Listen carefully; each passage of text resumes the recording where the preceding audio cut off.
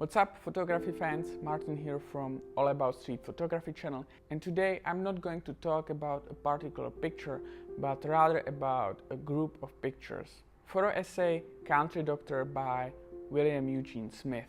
I'm going to take a closer look at the story behind the photograph, and if you are not familiar with William Eugene Smith, feel free to check out my video about his life and photography. So let's get started.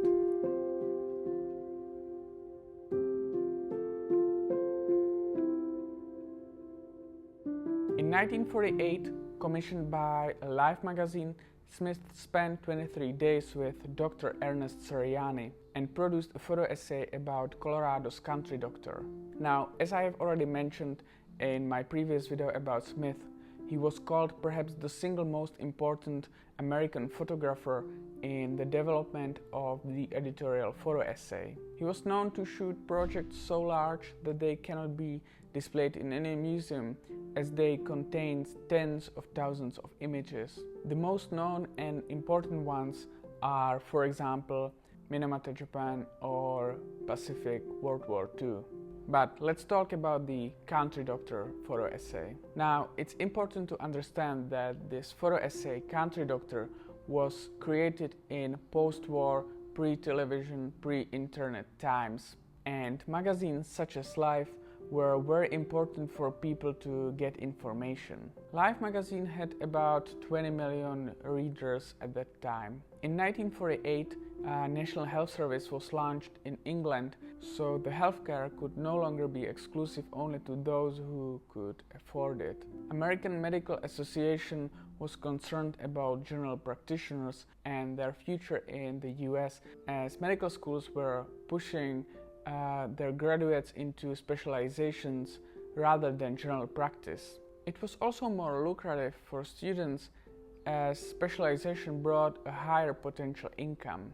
Doctors with high specialization were also more likely to move to bigger cities, even though a lot of people still lived in the rural areas. Looking for the support of private general practice, American Medical Association contacted Colorado Medical Society, and they recommended Dr. Sirianni, as he was young, photogenic, and most suitable as subject for a strong statement to support general practice and get publicity. The goal of the essay was to attract young students of medical schools to become general practitioners. Dr. Ernest Sirianni settled in Kremlin, Colorado after leaving the hospital in Denver, since he didn't like the busy and bureaucratic hospital. The population of Kremlin, Colorado was something about 650 people, even though some sources talk about 2,000 people.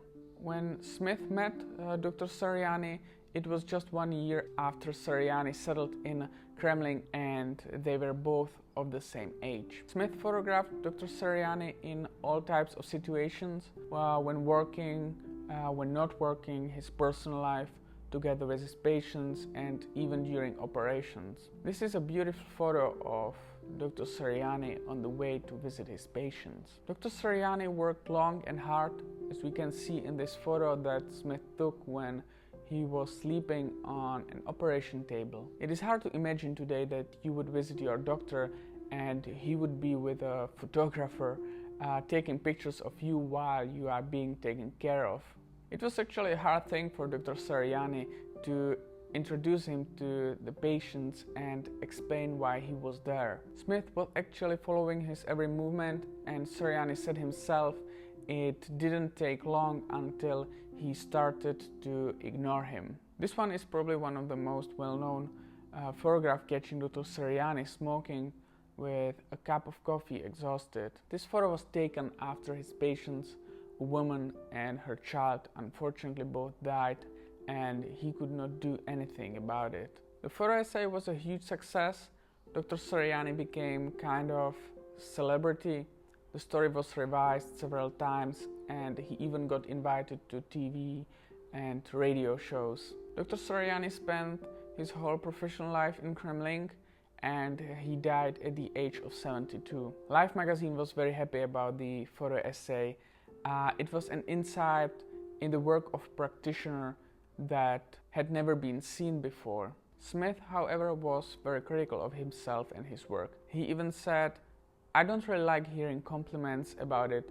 I have stopped looking at it because I see so many defects every time I look at it. It could have been done much better." He also wasn't happy about the layout Life magazine picked to present the photos with. This is actually typical for Smith, as he was almost never satisfied with the way his photos were presented. According to him, the order of the photographs was as important as each photo. Life magazine actually published about 30 photos out of 200 Smith selected. In 1954, Smith left Life magazine after another disagreement over edits of his essay and joined Magnum the year after. For more information about William Eugene Smith, feel free to check out my video about him. I hope you liked today's story behind this picture. If you did, feel free to give it a like. Thank you for watching, and I will see you next time.